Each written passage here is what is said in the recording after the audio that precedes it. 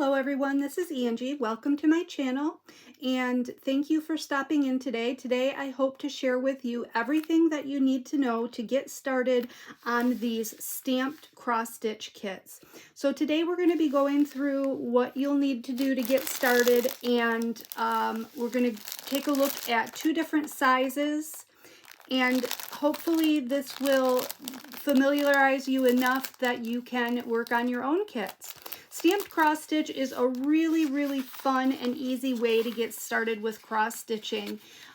They provide, I'm going to be going through this tutorial as if you know absolutely nothing about cross stitch. So if you do know a little bit, I apologize if this is a little bit boring for you, but we're just going to go through all the basics. So this is a Joy Sunday brand kit. It tells us that it's a pre-printed fabric with a chart. That's very nice that they do come with charts. It contains all of your fabric, your thread, a needle, and instructions. It gives you a picture of what it's going to look like when it's finished. Then it gives you the kit name and some kit details. This is telling us that this is a 14 count kit and it has the number 2. What that means is that you need to use 2 strands of floss in your needle. And it gives us the size of the project, which is 13 by 15 centimeters. So this is going to be a really nice beginner project. When you open up your package, what you're going to have in there is your card that is going to have your color codes on one side, and on the back is going to be a printed pattern. We really don't need to worry about that all that much. You're also going to have your floss card, and it's really nice with these kits.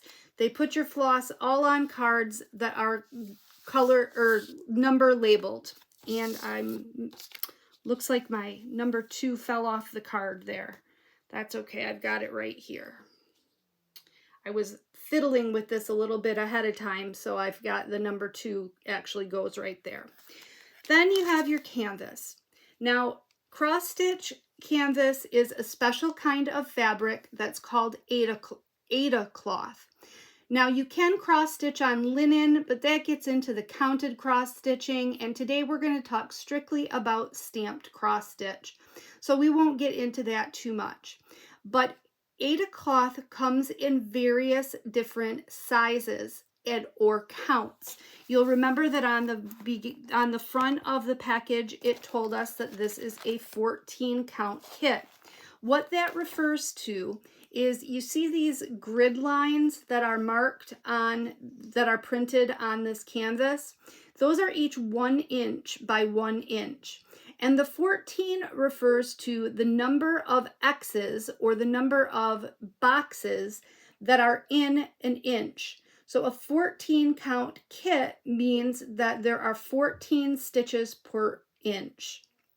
Now, this other kit that we're going to take a look at is an 11 count kit. And I'm just going to pull the fabric out to show you the difference in the size.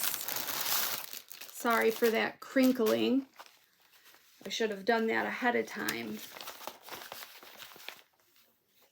This is a much larger, altogether larger kit.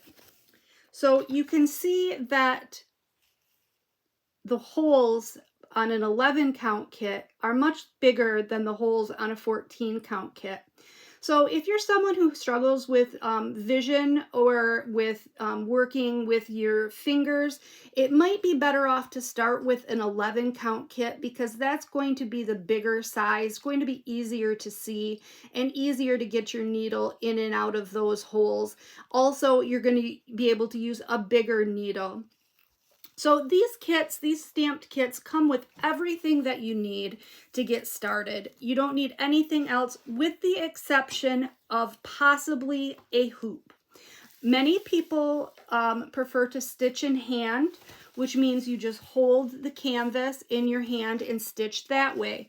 I prefer to use a hoop. Now, this is the only thing that you'll have to buy separately when you're getting one of these kits. And they're just these standard bamboo wooden hoops that are sold at any craft store. They're also sold at retailers like Walmart or Target, in their craft section. So you can get a hoop just about anywhere.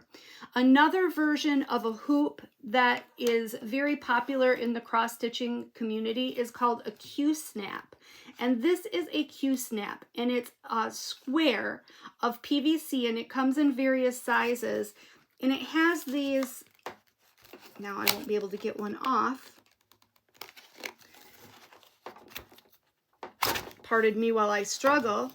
It has these grippers that you put it on the fabric and then you snap it into place. And that keeps, a lot of people find that the Q-snap keeps their work more taut because you can kind of roll that and get the fabric more taut. I don't think, these are quite a bit more expensive, and for a beginner especially, I don't think that they're necessary. So the only thing I would suggest is getting a hoop, and I'm telling you, they're a couple bucks. The other thing that you're not going to have in your kit that you're going to need is a pair of scissors or snips. The last thing, if you have vision problems that you might want to invest in, and it's not really an investment, these are really, really cheap, is a needle threader. And they're just these little contraptions that help you to thread your needle a little bit more easily. So you're not licking and trying to get it in there. So we're going to start with the basics on this. I'm kind of debating on which project I should show you first. We're going to start with this 11 count. Now on an 11 count kit, you're going to use 3 strands of floss. Here's how you know what color to use. You'll notice that this is completely covered in printing. This is not what our project is going to look like when it's finished, because that isn't very attractive at all. This is what our project is going to look like finished. So in other words, the printing that's on the canvas is only representative of the code of the number that you're going to use on your floss card. For example, you'll see all of this yellow is the number 1. So you'll go to your floss card, you'll find the number 1, and that's the corresponding thread that you're going to use for that color. Over to the right, you have your color chart, and this is your guide. So every square that's marked with yellow, you'll use color number 1. Every square that's marked with a red open box, you'll use color number 2, and so on and so forth down the line. So when you're working here on your project and you see let's say that green, let's say this green slash. So these few stitches here need to be done in that green slash. We'll go over here to the side and look at our legend and see that the green slash is color number 10. We'll go to our color card, our floss card, find the number 10, and that's what color we need to use for all of those spaces that have the green slash. Okay, so now that we know what color we're going to use, and the beauty of stamped kits is that you can start anywhere on this kit. You can pick any point that you want to start and begin there. Let me just take the needles are here in the corner of the fabric. I'm just going to take those out real quick because we'll need those in a second, but not quite yet. First, I'm going to teach you how to put your project into the hoop. So you're going to separate the 2 pieces. You have an inner ring and an outer ring. And you're going to use this little screw and loosen this up quite a bit. Not all the way though. Loosen that up. You're going to take the smaller ring. I'm going to pull this out, the camera out just a little bit while we do this part, if I can. Okay, there we go. So you're going to take the smaller ring, you're going to put it underneath your fabric. Get it where you want it. And then you're going to take the larger ring and place it on top. Now this Aida cloth is very stiff. It's a very stiff piece of fabric, so it's going to use just a little bit of muscle. So once you get that on there, you're going to want to tighten up your hoop. And you just want it finger tight. It doesn't have to be too awfully tight. As you work with your Aida cloth and your project, this cloth is going to get a lot more supple and easier to work with. Now you'll notice that I didn't get this on here so that it's all the way to my corner. We're going to disregard that for the moment. I want to just show you easy how to get started. So like I said, we're going to start anywhere we want to on this. We're going to start with color number 1, which we found on our floss card, and that happens to be black. So on your floss card, these little cords of floss or thread are 6 strands per cord. Okay, so we're just going to take that off of there. So this little cord has 6 strands on it. And we need to only thread our needle with 3 of those strands because it's an 11 count kit. And your kit is going to tell you, but that's just an industry standard rule of thumb, that if it's an 11 count kit, you use 3 strands of floss. If it's a 14 or higher count kit, you use 2 strands of floss. Okay, so you can see that there's already separating a little bit up at the top.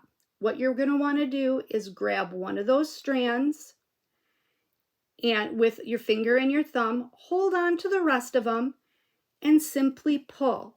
And do you see how that's all bunching up? Don't worry about that. It's not going to snarl. This is how you do it. So we've pulled out, boy, this is a long strand. We've pulled out 1 strand of floss. Set that down. Straighten out our little cord there. Now we're going to pull out another strand of floss. If I can get my little thumb on it. 2 strands of floss. And 3 strands of floss. So just to keep a neat work environment, I'm going to take the rest of these, which remember there are 6 strands in each little braided cord. I'm going to put it back on my color card so that I don't lose it and we know where it is for next time when we need to when we run out of thread and we need to rethread our needle. So I'm just going to put that back on there. All right, so now we have our 3 strands of floss. What are we going to do with them? We're going to take them and match up the ends.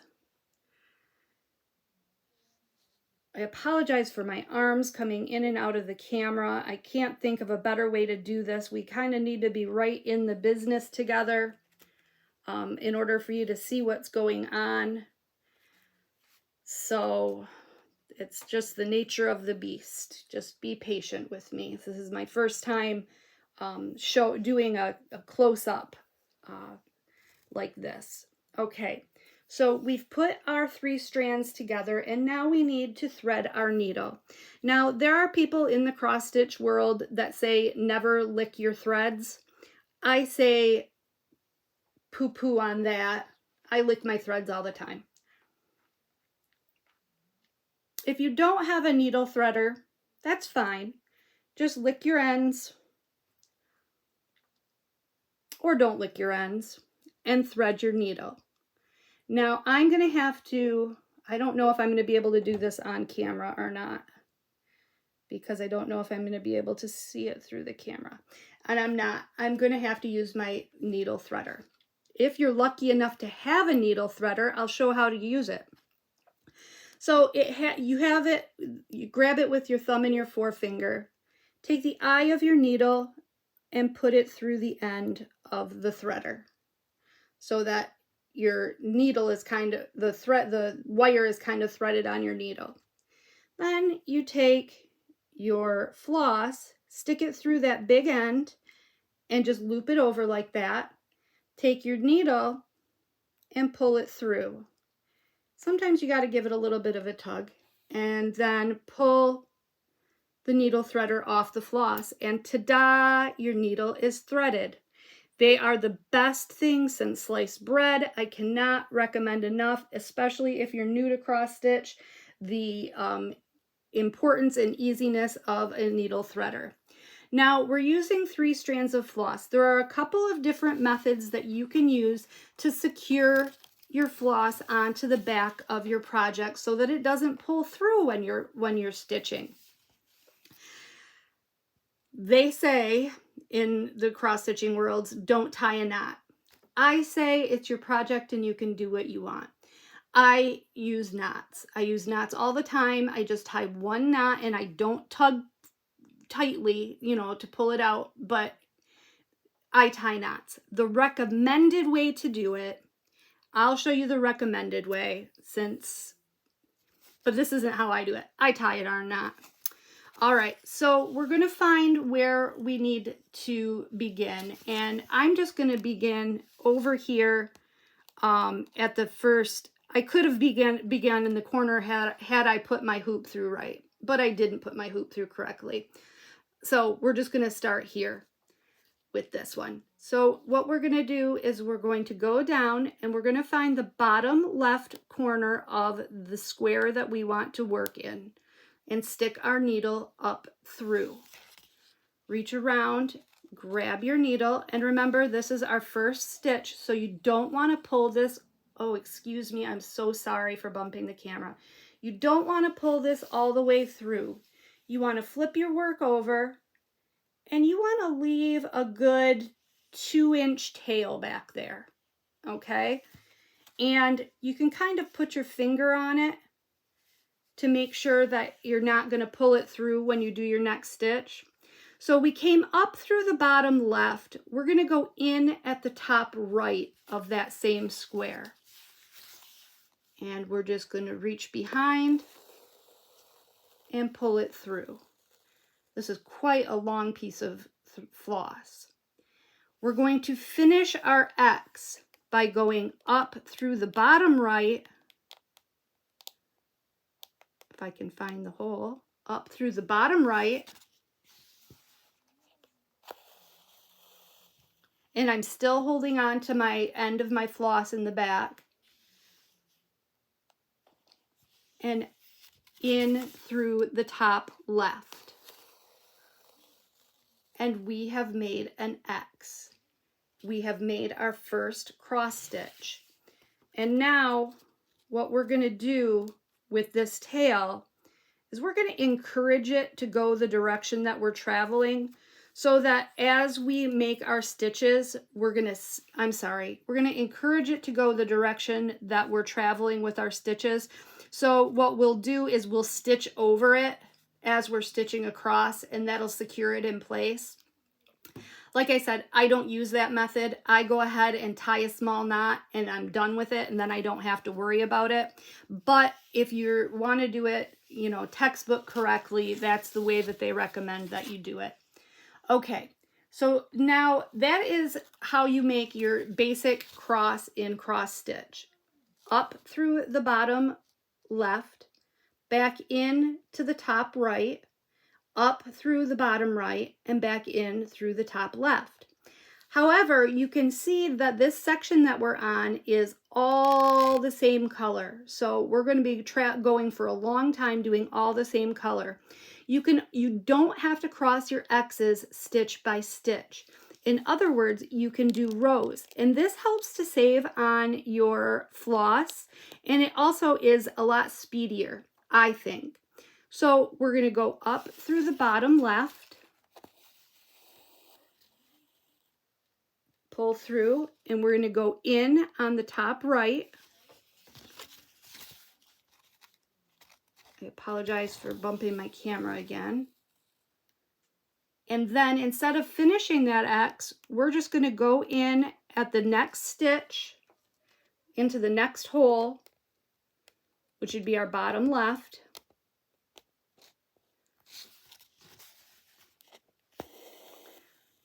I really should have trimmed this floss. It's way too long. And we're going to go in at the top right again.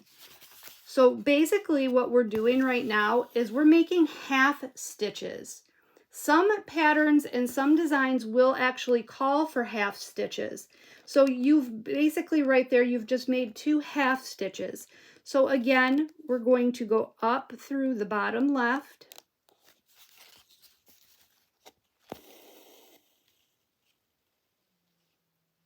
And in at the top right. And you would continue that all the way along this row. So this is going to be a very, very long row of just up through the bottom left. Sorry, I'm trying to look into the camera and then also look at my project, and I'm getting a little bit, my fingers aren't, I'm usually a lot faster than this, or a lot more stable at it, I guess I could say. And you're just going to continue that way across your entire row. So we'll pretend that, just because you don't want to sit here with me for 15 minutes, we'll pretend that we're finished with that row, and now we need to cross our X's. So we made our half stitches, and if this pattern had called for half stitches, we'd be done. But we need to cross our X's. So now we're going to come up into the bottom right of that last stitch that we did. Bring our needle through, and then go in at the top left, crossing the stitch.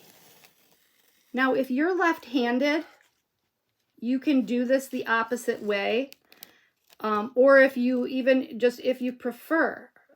I'm sorry, that just seems so blurry. I'm gonna show you again on this other project, this 14 count project. That's a little bit different. A little different, it's not different, but I'm going to show you a couple other little tips. And that might show up a little bit better. Anyway, what I was saying before I so rudely interrupted myself, it doesn't matter what direction you go as long as you always go the same direction, if that makes sense. So if you want to go the opposite, if you're left-handed, that's fine. Just make sure that you're consistent with it. So you want to make sure that your X's always cross the same direction. If you don't, your work is not going to look neat. And your floss is going to get tangled. So we're just going to finish that, crossing that last X. And we're coming up from the bottom right and into the top left. And now we've made our row of stitches. So we have our X's nice, and I wish I could get those a little bit more defined for you in the camera, but they look a little bit fuzzy. Sorry about that. Now we have our row of stitches that we've finished. And this is what the back looks like. And you'll notice that as we went along, because we encouraged that string to kind of go that way, as we went along, we did stitch right over that tail. So what you could do now is you could go in and you could trim that tail so that it's not in your way and so it doesn't cause a bulge. But that's finished now. So now let's pretend we're at the end of our row and we need to finish off our work. The way you're going to fasten off your thread is you're going to come back, and let me just turn this so it's the right way. You're going to run your needle underneath at least 3, I prefer 4 to 5 of the stitches. Just run your needles right through the back of the stitches. Make sure that you don't pull up any of the white Aida cloth and you're only going through the stitches, and pull through. Oh, I've got my floss looped over there. And then you can go ahead and snip it fairly close, pretty close. And there you go. You've You can still trim these little guys if you want to, or you can leave them. They don't really cause a problem. They're fine. And that's what your first stitches look like. Now that is using an 11 count Aida cloth. I want to show you a little bit something different if you're using a 14 count Aida cloth. This is, the squares are smaller, but it's the same exact premise. You have your key down here on the bottom. You only have 6 colors here, and it corresponds with the squares on the canvas. The other thing I want to tell you about these pre-stamped kits is don't worry about what this looks like right now, because once you finish stitching this whole thing, you're going to soak this fabric in water, and every place that you see printing, including this up here, including these grid lines, including your key along the bottom, and including your stitch pattern, is all going to disappear. The ink disappears in water. So you're left just with your beautiful stitching, and you don't have to worry about that showing through. So the difference with 14 count, and I just wanted to show you this cool little trick just because it's, if you don't want to tie a knot, it's an alternative to tying a knot if you're using an even number of threads, which we are, because in 14 count we use 2 strands of floss rather than 3. So we're just going to start up here at the top of his hat. And I'm not going to put this in a hoop just because it's so small. I can hold it in hand easily enough. And we have our strand of floss that has 6 strands per cord. We have this little bag that has our needles in it. We're going to pull out only 1 strand of floss. So we're going to find the end there of one of the strands, and we're going to pull out 1 strand of floss. Boy, that's long. And do you see how that kind of coils up, but then it just kind of straightens itself right back out? So that's an easy way to get your floss out. And I didn't know that for the longest time when I first started cross stitching. Kind of funny. All right, now you're going to fold this piece of floss in half. Okay, so that you've got 2 ends together. The 2 ends are together, and then you have, you know, a fold at the other end. That didn't work out, did it? Well, you get what I'm saying. A fold at the other end. All right, now we're going to go ahead and thread this onto our needle. And I am going to go ahead and use my needle threader, because why wouldn't I? Oh, if I can find what I did with it. What did I do with my needle threader? Those little buggers are always taken off. I swear, I have a whole huge box of them, and I misplace it more often than you know. Or I misplace them. I've gone through most of a box. So we're just going to have to thread this needle by hand. And it's a little bit easier with 2 strands. Whoops, I missed. Not that easy, apparently. I don't have my glasses on, so forgive me. Give me some grace here. Oh, and I still don't have it. What did I do with that needle threader? We're going to have to find it because this isn't working. Oh, it's in my lap. What a great place for it. All right. We're going to, basically, we're going to thread the needle onto the needle threader. Then we're going to stick the floss through the big loop. I can't even stick it through the big loop. Jeez. And then we're going to pull the floss out along here and then remove the threader. And now our floss is threaded onto our needle.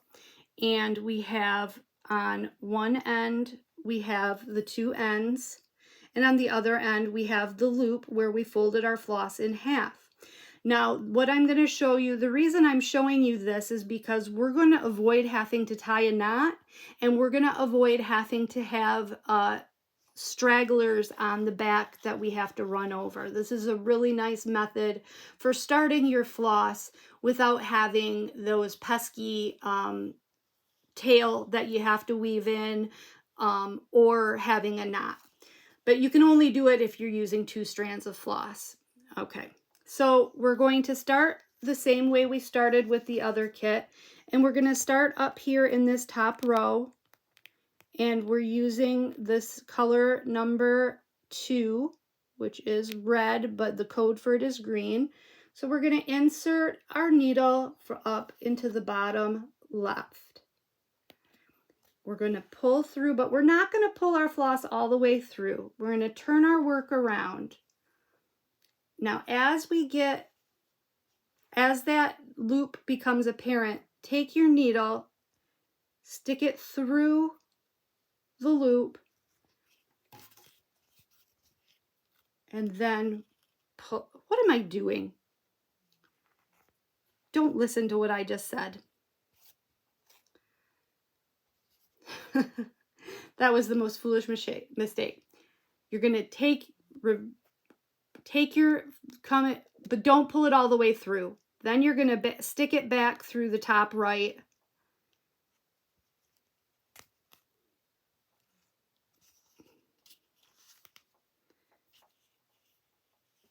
And then as you're coming back after you've stuck it through the top right, that's when you're going to stick it through the loop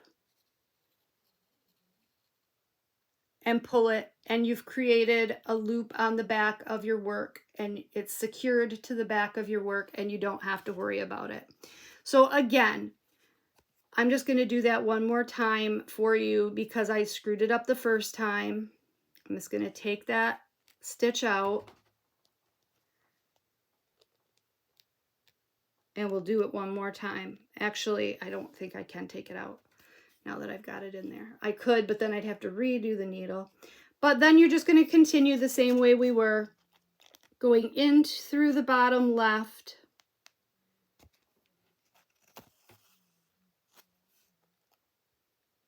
up through the bottom left and in through the top right, all the way across your row with the same color.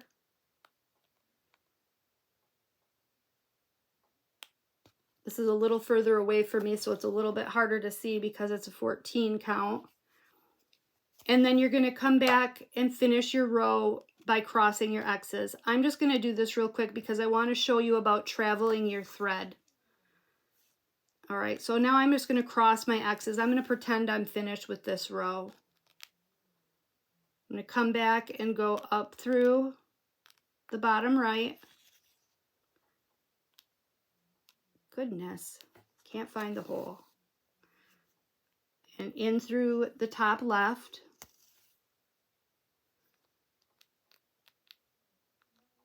Now there's also a general, and so now we've finished that row of stitches. Now you'll notice that the next row doesn't begin for, I'm sorry, that was completely out of frame. You'll notice that the next row doesn't begin until way over here. There's a standard rule of thumb that says that you don't want to carry your thread across the back for more than 5 stitches. You know, yeah, it's a rule of thumb, and I can see, like, you wouldn't want to carry your thread from here to here because you don't want all of that crisscrossy mess on the back of it. But for me personally, I would go ahead, if this was my project, I would go ahead and just come back over here to the next row. But you're going to have people who are going to tell you not to do that. So, you know, this is just my personal opinion. And start your new row going from the bottom left to the top right and across the row. Now, if you choose to cross your X's as you go, that's fine too. If you want to complete your stitch in one, rather than doing a whole row, if you just want to complete your stitches as you go, that's fine too. I'm sorry, that was, I can't look at the camera and look at the canvas at the same time. You can also do that and then keep going along the line and cross your stitches as you go. But that's all I have. That's just a beginning, very quick introduction to doing stamped cross stitch kits. So once you're finished with this, you would want to go ahead and go soak this in water for, I would say, 3 hours. I would give it that long, and maybe give it a jostle. Don't rub it, but maybe just give it a jostle. I have done kits where my primary color was white, and I've never ever had this ink bleed onto my thread that I was stitching with. So that's something that they've formulated. They've got that worked out. You don't have to worry about that.